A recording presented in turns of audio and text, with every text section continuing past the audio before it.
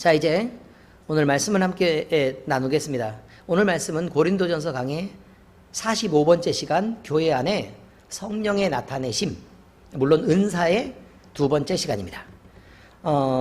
고린도전서 12장에서 14장까지는요, 하나님이 교회에 주시는 은사에 대해서 나왔고, 또 그 은사의 기본이 되는 사랑에 대해서 나왔고, 그 다음에 각각의 직책과 직임과 질서에 대해서 이렇게 나오는 부분입니다. 그래서 사도 바울이 고린도 교회를 교육시키고 가르치는 내용이 거기에 나와 있는 것입니다.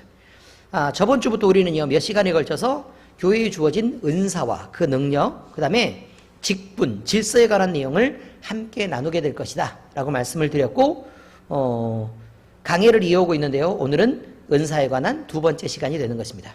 교회가 교회되도록 사는 것은 사람의 능력이나 지혜로 되는 것이 아닙니다. 하나님이 섭리하시고 베풀어 주시는 능력으로 교회는 교회되어 가는 것이고, 우리 역시 하나된 교회의 온전한 지체로 바로 설 수 있게 되는 것입니다. 우리가 우리 노력이나 아니면 우리의 양보나 우리의 희생, 또는 우리가 가지는 여러 가지 재능들을 동원한다 그래서 우리가 온전한 교회로 만들어질 수 있는 게 아니다라는 것이죠. 말씀을 들으시는 중에 그동안 교회 안에서마저 감춰졌던 은사에 대해서 끌어내고 또 이것을 바로 아는 기회로 삼으시기 바랍니다. 각 지체마다 하나님께서 교회에 주신 은사의 놀라운 능력과 살아계신 하나님에 대한 간증이 넘치도록 풍성해지기를 교회의 머리 대신 예수 그리스도의 이름으로 축원합니다. 자, 오늘 말씀을 보면요, 이렇게 되어 있습니다.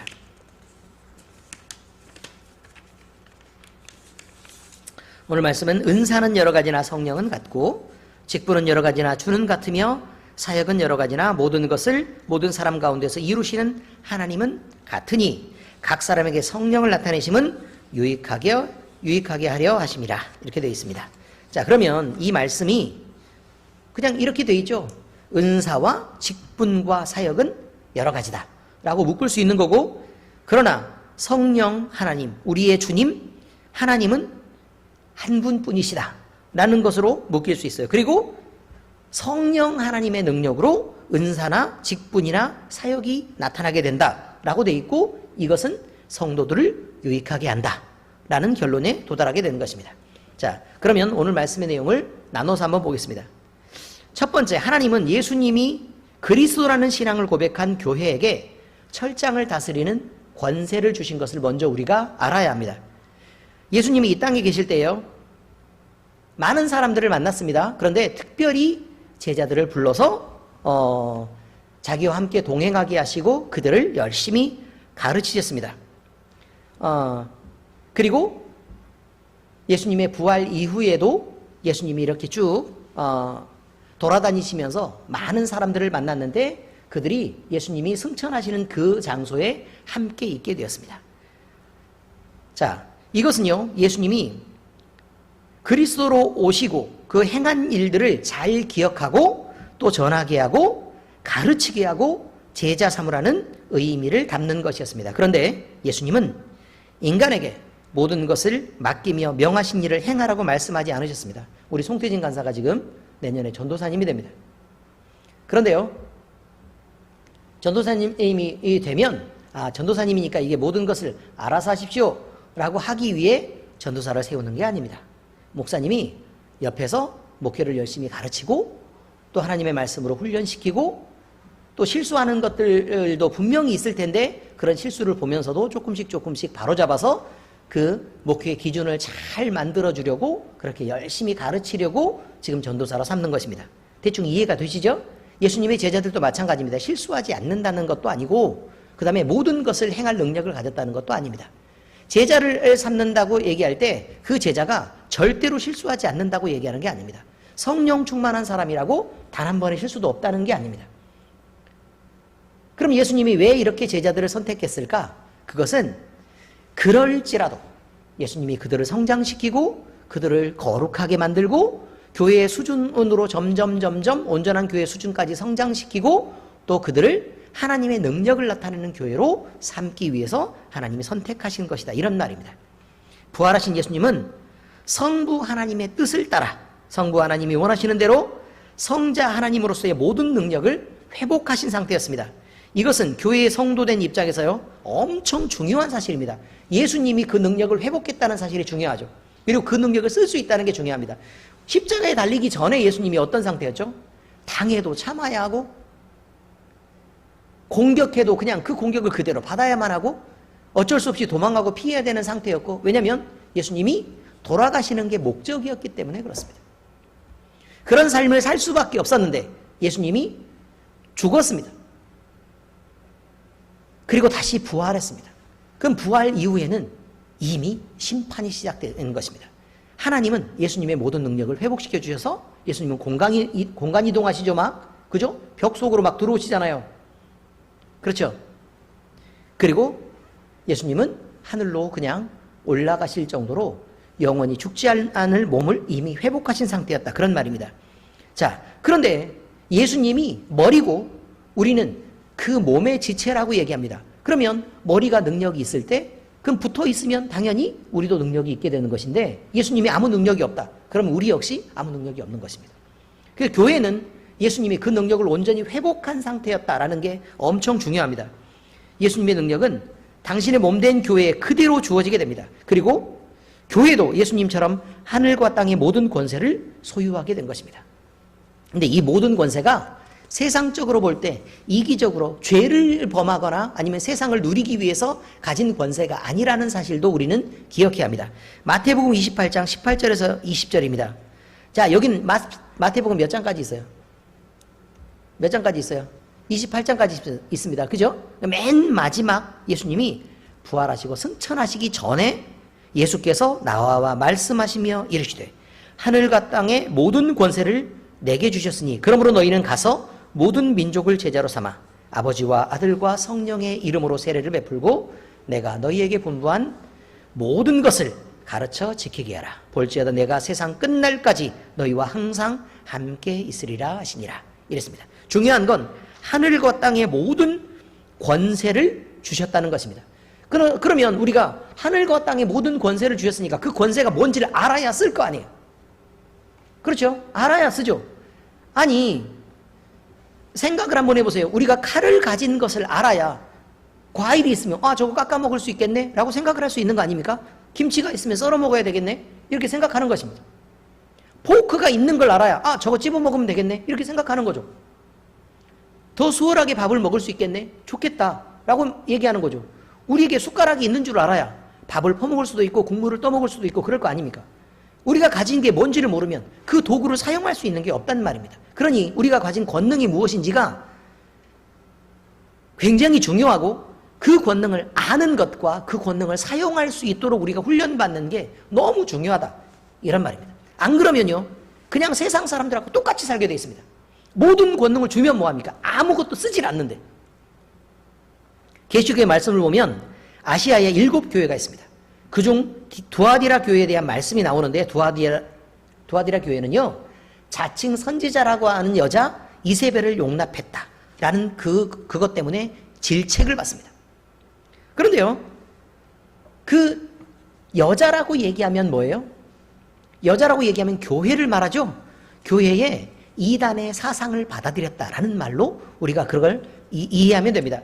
그런데 그럼에도 불구하고 복음의 진리를 끝까지 지키고 싸움에서 이겨서 승리하는 자에게 만국을 다스릴 철장의 권세를 주시겠다고 하나님은 약속하십니다.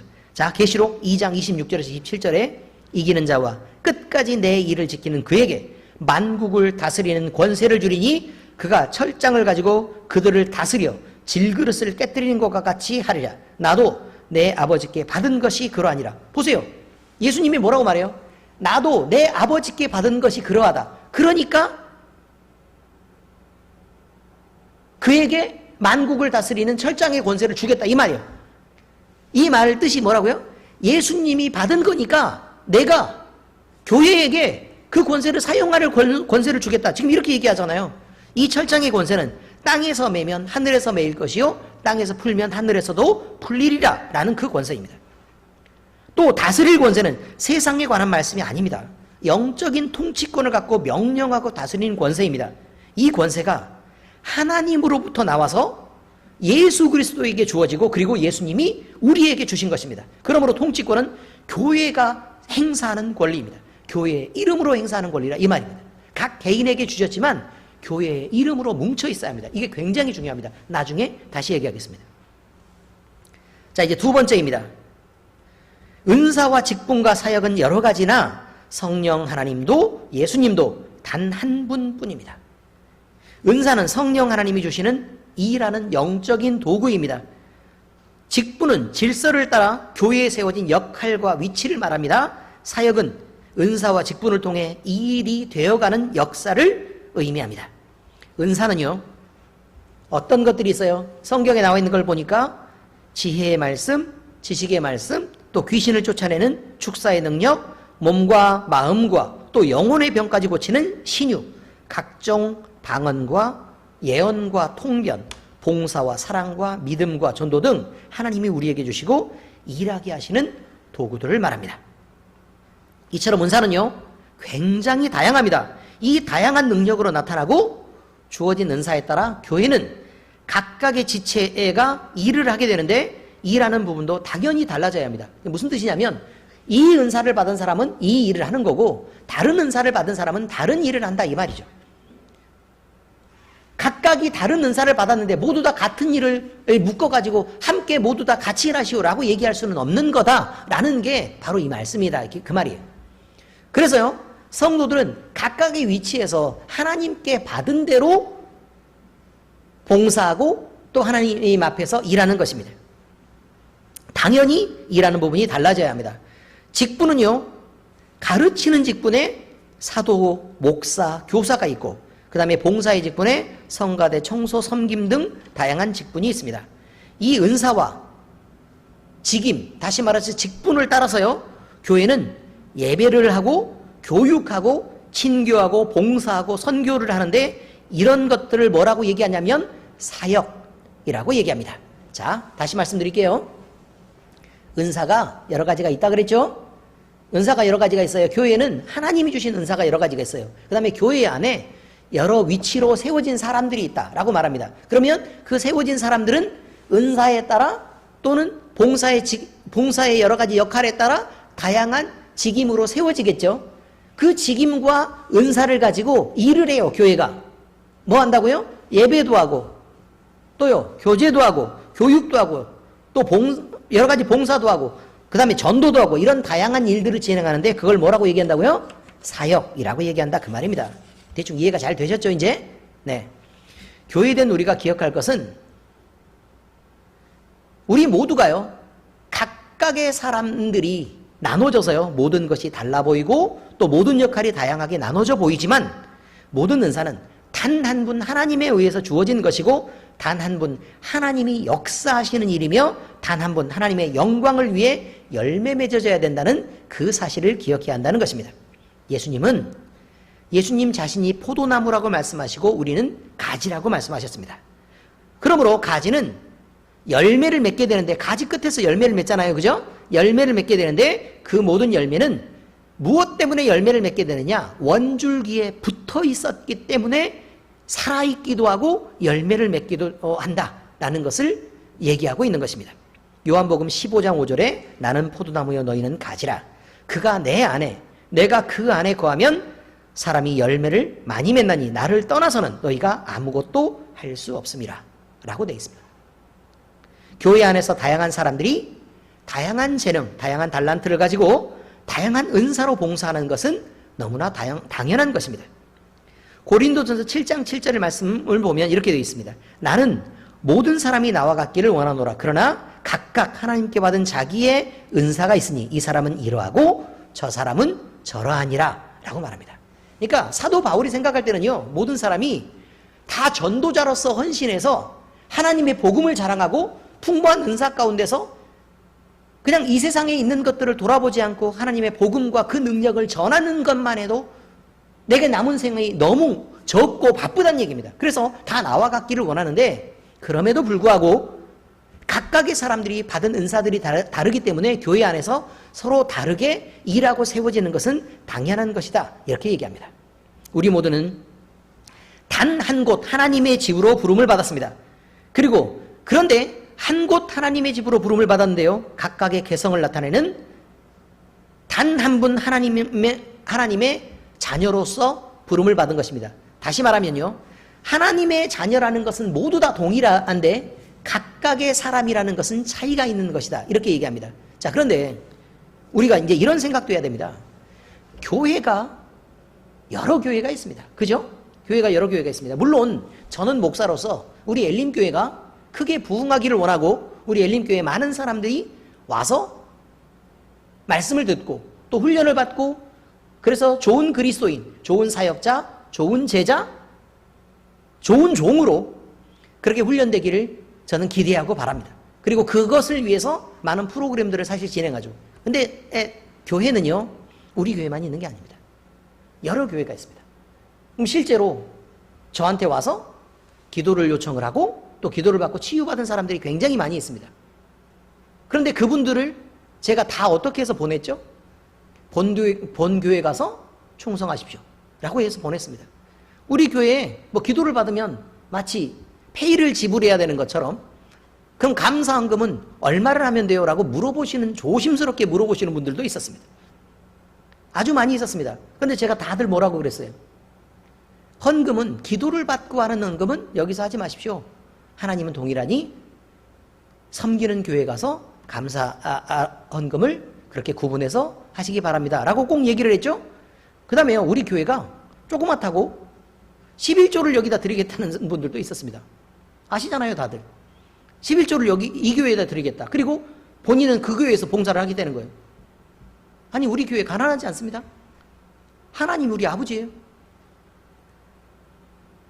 늘 풍부합니다. 모든 조건이 완벽해요. 그러니 우리가 돈이 필요한 게 아닙니다. 정말 필요하다면 우리에게는 성령 충만이 필요하고 하나님의 감동이 필요하고 하나님의 일하심이 필요합니다. 사람은 누구나 그렇습니다. 교회는 그렇습니다. 그러므로 우리는 그것을 구분하지 말아야 합니다. 모든 교회는 하나로 부르심을 입었다. 이걸 잊지 말아야 합니다. 물론 여기서 우리가 일하기 때문에 우리 교회를 더 많이 사랑하는 건 당연한 것입니다. 이 교회 가서도 예배 드리고, 안 그러면 그렇겠죠. 제주도 놀러 가고 싶으면 또 제주도 놀러 가요. 그래가지고 제주도에 있는 그 방주로 돼 있는 그 교회 있잖아요. 그 이쁜 교회, 거기 가서 예배 드리려고 막 그런단 말이에요. 주일은 정한 본교회에서 섬기는 것이 맞습니다. 그래야 일을 할 수 있습니다. 놀고 즐기라고 교회에 나오는 게 아닙니다. 일하고 섬기라고 나오는 것인 것을 늘 잊지 마시길 바랍니다. 그리고 이 교회가 어느 교회에 있든 우리는 마음을 좀 넓혀야 합니다. 그래서 하나님이 영광을 받으시는 교회로서 우리가 마음의 준비를 하고 서 있느냐 또는 그렇지 않느냐라는 것을 우리가 확인하는 게 필요합니다. 우리 교회만 지나치게 아끼지 않는가? 그러면 문제가 있습니다. 우리 교회만 지나치게 아끼지 마시고 다른 교회 성도들도 존중하고 존경하고 다른 교회 목사님들도 함께 섬길 수 있어야 합니다. 이것을 늘 기억해 주시기 바랍니다. 자, 에베소서 4장 2절에서 6절이 있습니다. 모든 겸손과 온유로 하고 오래 참음으로 사랑 가운데서 서로 용납하고 평안에 매는 줄로 성령이 하나 되게 하신 것을 힘써 지키라. 바로 이 말입니다. 교회는 예수님이 존중을 받고 있느냐라는 것이 가장 중요합니다. 몸이 하나요 성령도 한 분이시니 이와 같이 너희가 부르심의 한 소망 안에서 부르심을 받았느니라. 주도 한 분이시요 믿음도 하나요 세례도 하나요 하나님도 한 분이시니 곧 만유의 아버지시라. 만유 위에 계시고 만유를 통일하시고 만유 가운데 계시도다. 우리는 단 한 분 하나님을 섬기는 자들이다 라는 것을 잊지 마시고 편가르지 마시라 그 말이에요. 교회 안에서도 편 가르지 마시고 교회와 교회 사이에서도 편을 가르지 마세요. 예수님이 영광 받으시는 것이 아닙니다. 자, 로마서 12장 3절에서 5절이 있습니다. 내게 주신 은혜로 말미암아 너희 각 사람에게 말하노니 마땅히 생각할 그 이상의 생각을 품지 말고 오직 하나님께서 각 사람에게 나누어 주신 믿음의 분량대로 지혜롭게 생각하라. 우리가 한 몸에 많은 지체를 가졌으나 모든 지체가 같은 기능을 가진 것이 아니니 이와 같이 우리 많은 사람이 그리스도 안에서 한 몸이 되어 서로 지체가 되었느니라. 여러분, 우리는요 그리스도가 머리가 되시고 우리는 그 몸의 각각의 지체가 되었습니다. 그런데 이 몸의 지체라는 부분을 우리 교회 안으로 한정한다면 우리는 문제가 있습니다. 우리 교회 안에서도요, 청소 잘하시는 분이 계시고, 커피 맛있게 타시는 분이 계시고, 말씀을 잘 가르치시는 분이 계시고, 기도를 열심히 하시는 분이 계시고, 또 여러 가지 또 요리를 잘 하시는 분이 계시고, 그냥 그렇습니다. 설교만 잘하면 되는데, 이것만 좀 해결되면 되는데, 그게 좀 문제가 좀 있긴 합니다. 여러분, 이게 우리 안에서, 우리 교회 안에서 이렇게 각각의 달란트가 다르죠? 교회도 마찬가지입니다. 예수 그리스도가 머리가 되시고 여러 교회들이 각각에 흩어져 있습니다. 그런데요, 우리가 소아시아 7교회들을 보니까 그 교회도 각각의 특징이 있고 혼나는 부분도 다르고 또 칭찬받는 부분도 다릅니다. 그리고 약속을 받는 부분들까지 각각이 다르다는 걸 알 수 있습니다. 그렇죠? 그럼 우리는 그 중에 어떤 교회냐라고 그렇게 묻는 사람들이 있습니다. 아닙니다, 여러분. 그 중에 어떤 교회가 아니라 우리 교회는 그 소아시아 7교회가 가진 모든 문제들을 가진 어떤 성도와 어떤 성도가 어떤 성도와 어떤 성도가 있는 것입니다. 그러니 말씀이 그 모두가 다 우리에게 적용되는 거죠. 대한민국 교회가 많은 교회들이 있습니다. 물론 하나님의 거룩한 복음을 떠나 예수 그리스도 외에 다른 구원이 있다고 말하는 WCC 같은 자유주의 신학을 따르는 그런 교회들은 이미 버려진 것입니다. 교회가 아닙니다, 이미. 왜요? 유일한 길인, 유일한 구원의 길인 예수 그리스도를 지키지 못하는 교회가 무슨 교회가 되겠습니까? 그럼 머리를 잘라낸 것입니다. 그리고 몸뚱아리만 커지겠다고 계속해서 먹어대고 있는 것입니다. 세상에 있는 돈으로 교회를 채우려고 합니다. 많은 사람들, 세상에서 좋은 직위를 갖고 능력 있는 사람들을 데려다가 교회를 채워서 우리 교회는 그냥 이렇다라고 자랑하고 싶어 합니다. 여러분, 교회가 아닙니다.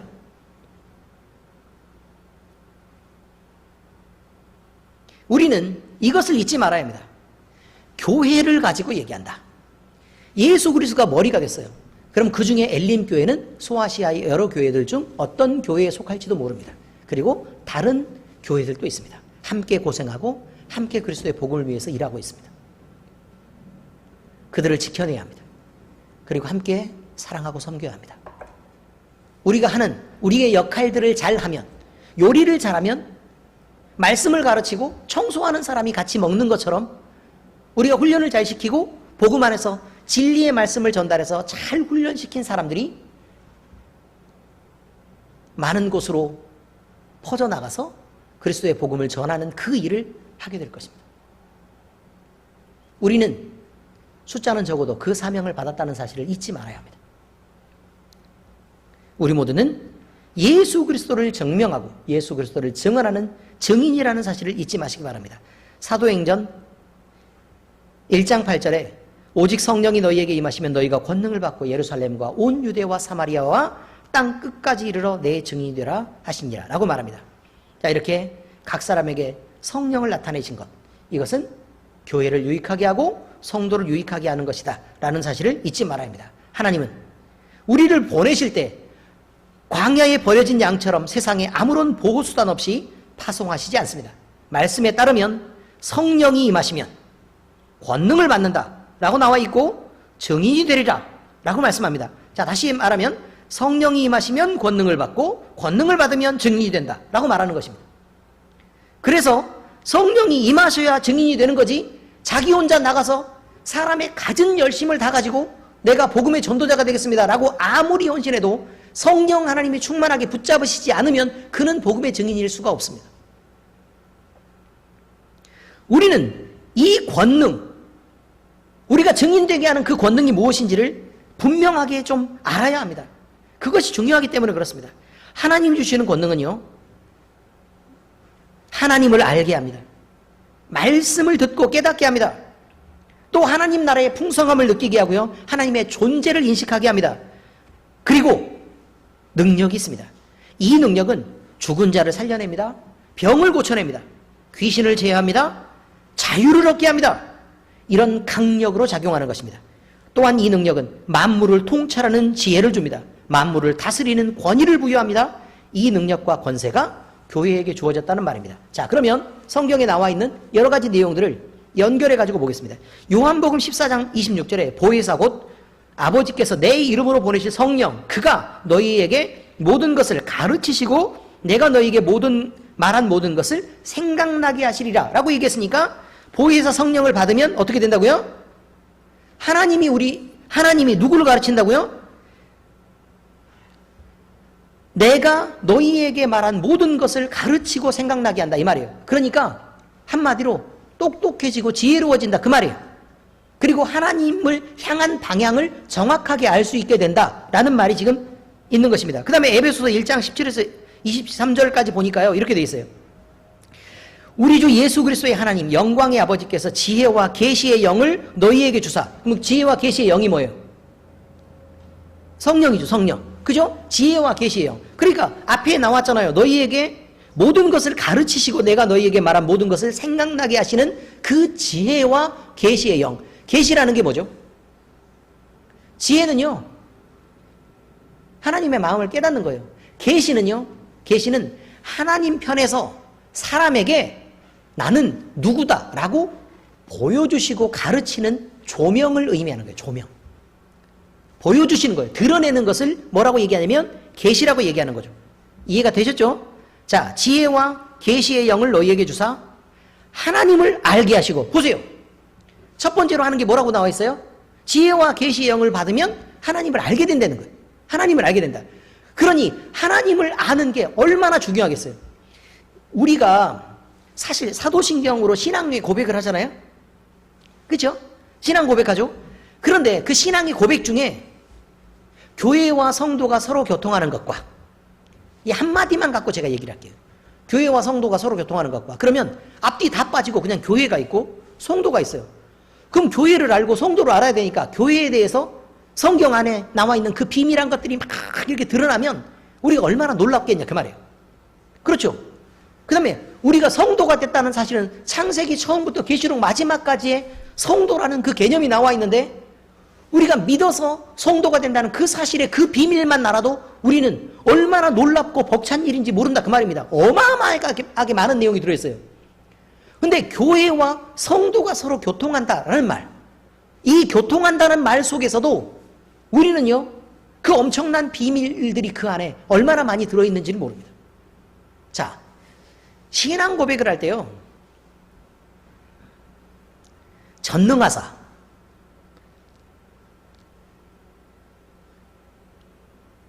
라는 그 한 가지 단어가 우리에게 얼마나 놀랍고 벅찬 일로 다가와야 맞냐 그 말이에요. 근데 신앙 고백을 뭐 때문에 그렇게 빨리 하냐 그 말입니다. 생각해야죠. 천천히 한마디 성경을 많이 읽어야 되죠. 그래야 그 전능하사의 의미가 뭔 줄 알죠. 아, 하나님이 온 세상 다 만드셨네? 이렇게 넘어가면요, 수박 겉핥기처럼 해서 우리가 하나님을 잘 모르는 거예요. 그 전능하신 섭리가요, 우리 안에서 우리가 때로 의심하는 하나님이 도대체 살아계시는가?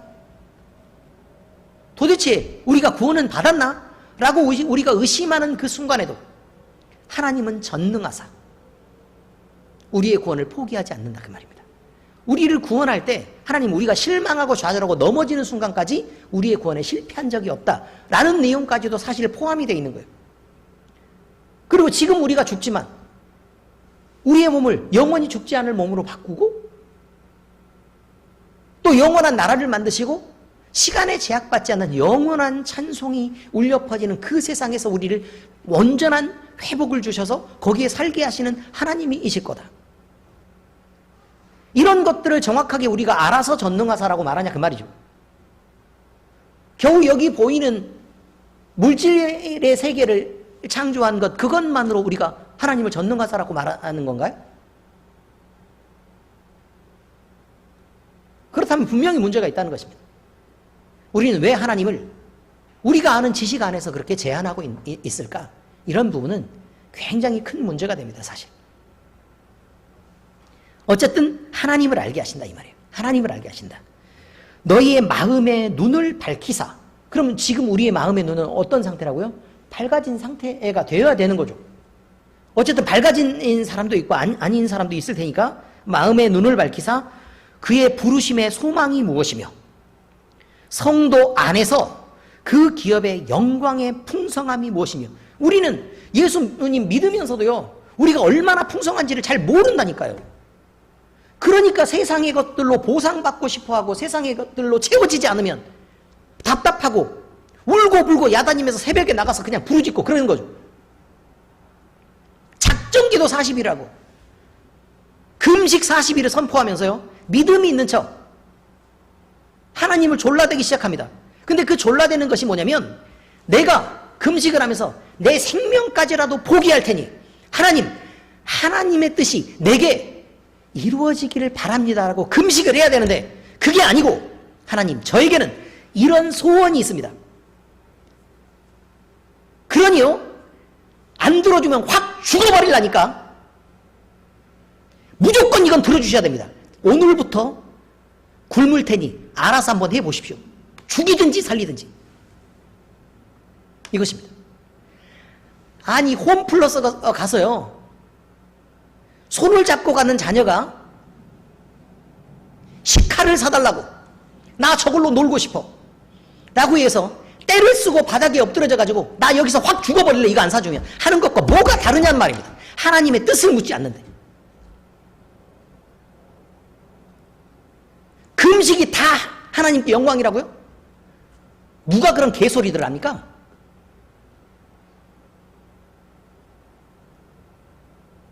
누가 그렇게 하나님을 섬기라 그랬냐 그 말이에요.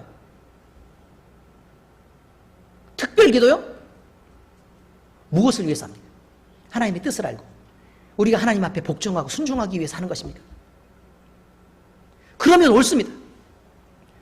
그러나 각 사람에게 네가 가진 세상의 소원이 뭐냐 라고 묻고 그것을 들어주지 않으면 안 되도록 온 교회를 모아놓고 각각의 사람들이 한 3,000명 막 이렇게 모이는 교회가 거기서 각 사람들이 막 내 소원은 이거예요 내 소원은 이거예요 내 소원은 이거예요 하나님을 그렇게 졸라대기 시작하면 뭐 어쩌라고요? 들어달라고요? 다시 묻습니다. 하나님이 들으시는 게 옳습니까? 기도의 응답을 그렇게밖에 못 배웁니까?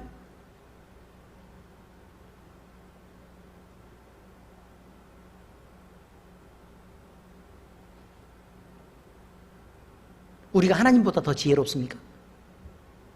그래서 하나님의 뜻을 꺾어서 내가 원하는 것을 얻어야만 하겠습니까?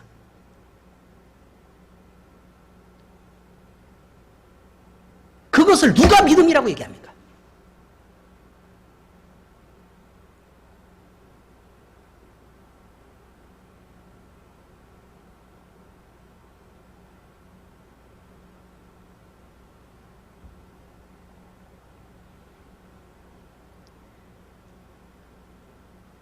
우리는 우리를 위해 목숨까지라도 아끼지 않았던 예수 그리스도를 우리의 주님으로 섬기는 사람들입니다. 그것을 지키는 것입니다. 그래야만 그것이 믿음입니다. 그래서 우리가 온전한 교회가 됐을 때 만물을 그의 발 아래 복종하게 하시고 그를 만물 위에 교회로 머리로 삼으셨느니라. 교회는 그의 몸이니 만물 안에서 만물을 충만하게 하시는 이의 충만함이니라. 여러분 우리가 예수 그리스도를 믿고도 충만하지 않다면 가득 채워져서 아무것도 채울 것이 없을 만큼 가득 채워져 있는 상태가 아니라면 우리는 잘못 믿고 있는 것입니다. 세상을 향한 소원을 두고 예수 그리스도를 이용해 먹고 있는 것입니다. 간사하게. 정신들을 차려야 합니다. 이렇게 설교를 해야 되니 우리 교회 숫자가 적을 수밖에.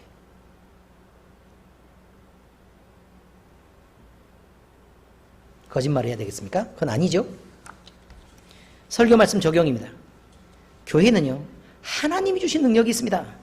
그러므로 교회는 성령의 세례를 받음으로 하나님이 주신 능력을 받아야만 하고 성령이 충만하게 채워져 있어야 하고 또 사역 훈련을 통해서 그 능력이 점점 강건해져야 하고 그 능력과 권위로 다스리는 이 일을 해야만 하는 것입니다. 그래야 교회가 진정한 의미의 교회가 되는 것입니다.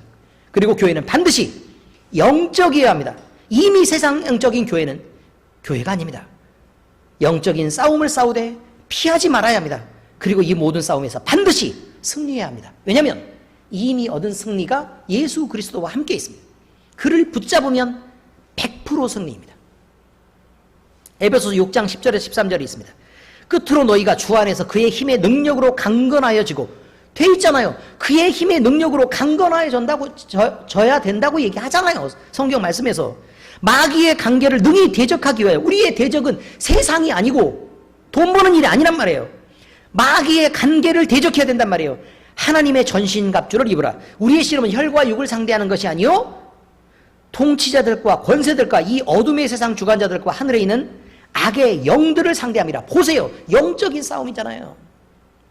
그러므로 하나님의 전신갑주를 취하라. 이는 악한 날에 너희가 능히 대적하고 모든 일을 행한 후에 서기 위함이라. 라고 그 뒤편에 나와 있는 14절부터 나와 있는 것은 뭐냐면, 영적인 싸움을 싸우기에 우리가 갖춰야 될 여러 가지 방어 도구들이 쭉 이렇게 나와 있습니다. 우리는 잊지 말아야 합니다. 교회는 하나님이 주신 능력이 분명히 있습니다. 그 능력을 우리가 깨닫고 끌어내서 훈련해서 마음껏 사용할 수 있는 곳까지 가야 합니다. 이게 중요합니다. 두 번째, 교회는 이렇게 끌어낸 능력을 하나님의 영광과 교회의 유익을 위해 사용해야 합니다. 여기 교회란 말은요, 건물 교회를 의미하는 게 아닙니다.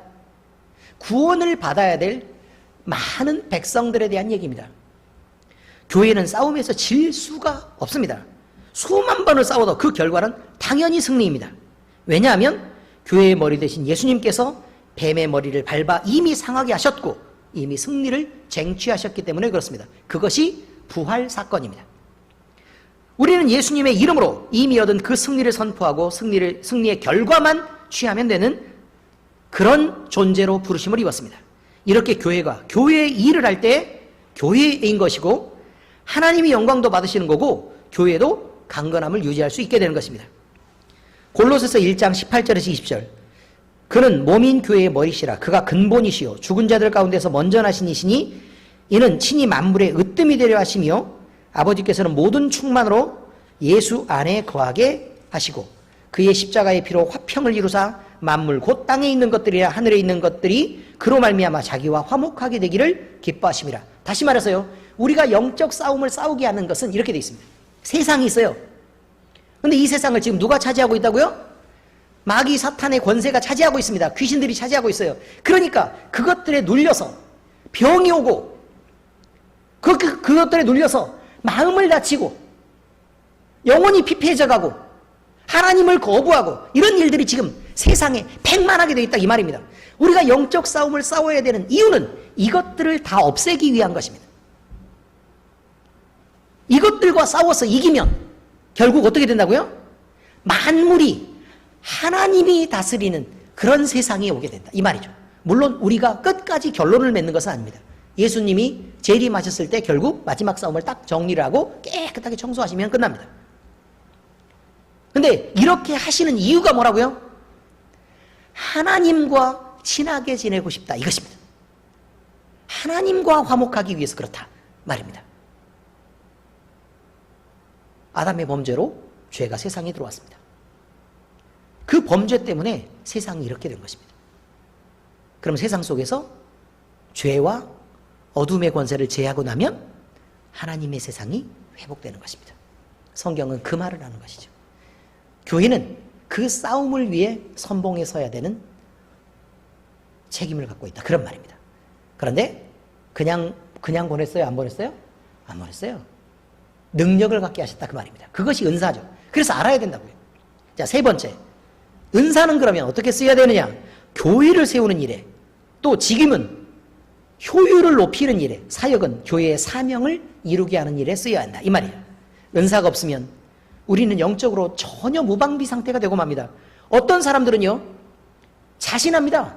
은사가 없이도요 말씀으로 충만하고 그냥 하나님을 성경에 나온 대로 그냥 잘 믿으면 되지 라고 얘기합니다. 그래서 믿음이 흔들리지 않으면 얼마든지 교회에서 봉사도 하고 또 자기 믿음도 지킬 수 있다고 자신합니다.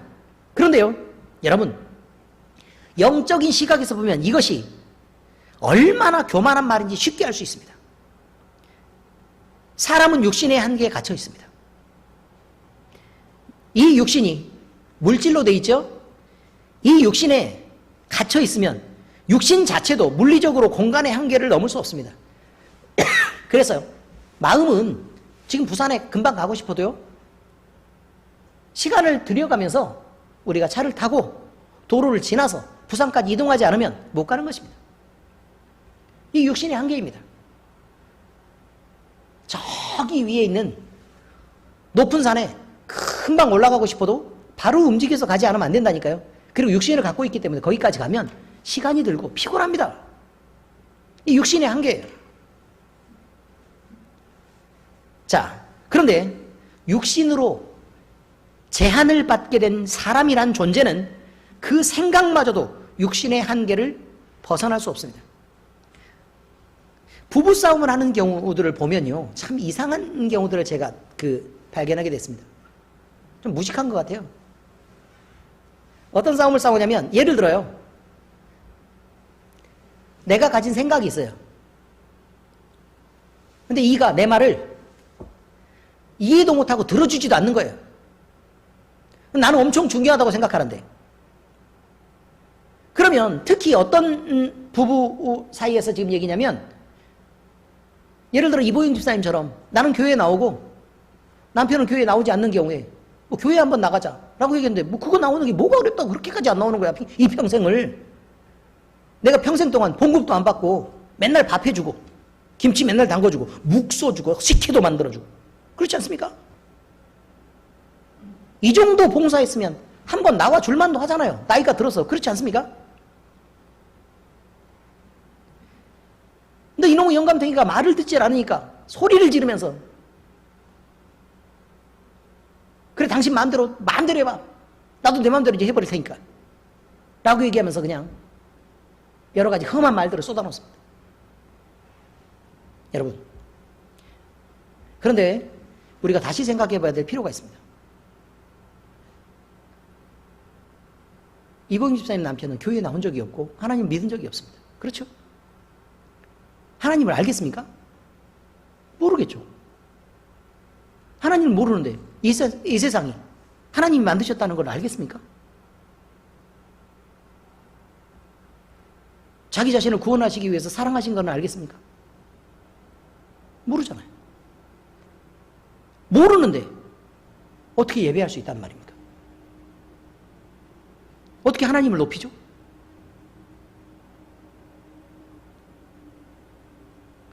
하나님의 말씀을 듣고 어떻게 이해를 하죠? 그렇지 않습니까?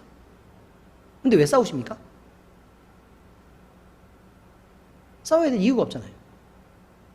몰라서 못 믿는 걸. 굉장히 중요한 말입니다. 지식이 없으면 그 방향으로의 상상도 불가능한 것입니다. 우주가 있다는 걸 모르는 사람들이 어떻게 우주선을 만들겠습니까? 그렇지 않습니까?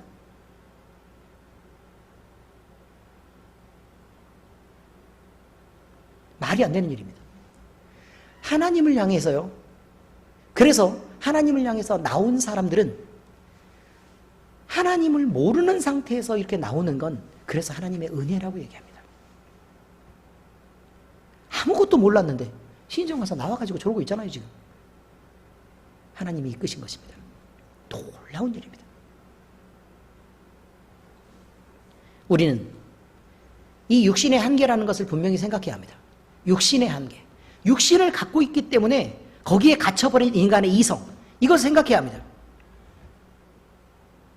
죄로 인해서 영이 죽어버리고 육신의 한계 속에 갇혀버린 인간은 영이시는 하나님을 당연히 영이 없으니까 상상할 수 없습니다.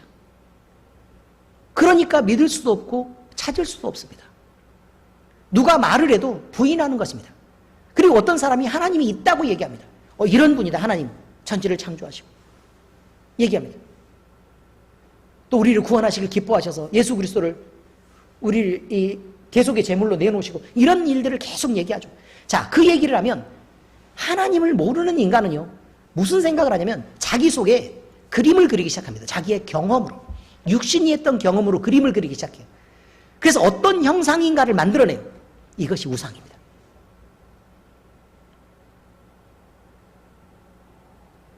우리가 얘기를 해서 사람의 생각으로 만들어낸 하나님의 형상이 있다면 그건 우상입니다. 하나님은 은혜를 주셔서 우리에게 그것을 깨뜨리고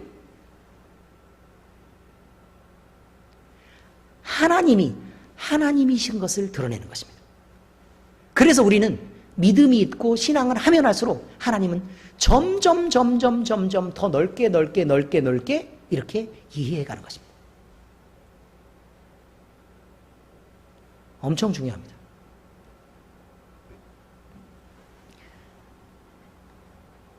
결국 사람이 생각하는 하나님이 우상으로 표현될 수 있다는 사실을 우리는 굉장히 심각하게 받아들여야 합니다.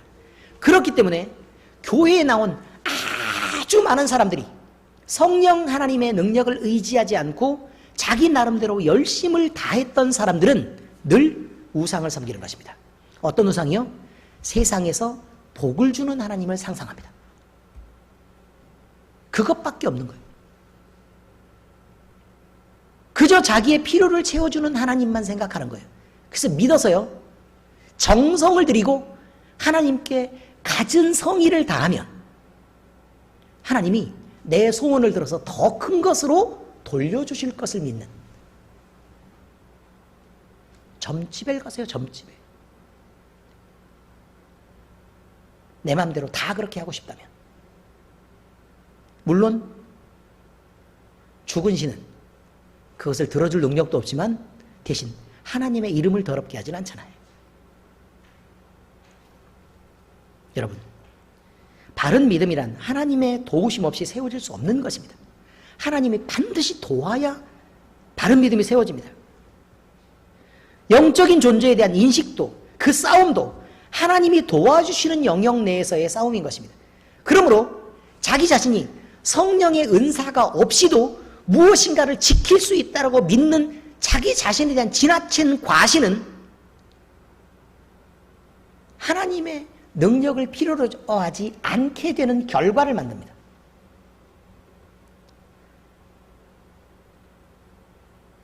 그러므로 우리는 반드시 겸손한 마음으로 하나님께 그 싸움에 대한 도움을 구하셔야 합니다. 그래서 우리는 모두 다 부분적으로 은사를 가지고 있습니다. 자, 우리가요, 부분적인 은사를 가졌어요. 그럼 어떻게 해야 되죠? 사탄은 전체를 공격하는 거겠죠. 그죠? 그리고 부분을 얼마든지 그 약점을 공략할 수 있습니다. 근데 부분적으로 은사를 가졌다면 우리는 어떻게 해야지 온전한 군대를 만들 수 있을까요? 어떻게? 모여야 되죠. 부분적인 은사가 있으면 모여야 되죠. 그래야 전체가 되니까요. 바로 그것입니다. 모두 모여야 전체를 볼 수 있고, 모두 모여야 약점이 없이 힘을 보탤 수 있습니다. 중요합니다, 이게. 그래서 교회는 하나여야만 하고 각각의 지체들을 소중히 존중하는 전체여야 된다는 것입니다. 이렇게 은사는 각각의 흩어져 있는 사람들이 스스로 일하게 하는 게 아니라 교회의 이름으로 모이게 해서 강력을 형성하게 합니다. 아멘? 이해가 되시죠, 이제? 왜 교회의 이름으로 은사가 주어졌는지, 그리고 우리가 왜 하나여야 하는지, 그리고 각각의 교회들이 왜 연합해서 서야 하는지, 이것입니다. 이렇게 은사는 교회를 세웁니다. 직임은 은사가 교회 안에서 질서 있게 움직일 수 있도록 효율을 높입니다. 사역은 교회의 사명을 이루게 합니다. 에베소서 4장 11절 12절, 그가 어떤 사람은 사도로, 어떤 사람은 선지자로, 어떤 사람은 복음 전하는 자로, 어떤 사람은 목사와 교사로 삼으셨으니 이는 성도를 온전하게 하며 봉사의 일을 하게 하며 그리스도의 몸을 세우려 하심이라. 이건 교회를 온전하기 위해 직임도 세워졌다. 그러므로 은사가, 하나님이 주신 은사가 소중하고 그 은사가 함께 연합을 해서 사용되는 게 중요한 것처럼 교회의 각각의 직임으로 세워진 목사와 교사와 특히 전도사님 중요합니다. 질서를 잘 지켜서 서로 아끼고 섬기고 사랑해 주시고 존중해 주시기를 부탁드립니다. 기도하겠습니다. 연약한 이들에게 은혜를 베푸시고 영원한 사랑으로 우리와 함께 하시는 하나님 아버지, 우리를 예수님을 믿어 구원받게 하시고 교회로 삼아 성령을 주시며 은사와 능력으로 채워진 교회 되게 하심을 감사드리며 영광을 올려드립니다. 특히 엘림교회에 우리 하나님이 더 큰 은사와 뜨거운 성령의 능력을 부어주셔서 감사드립니다.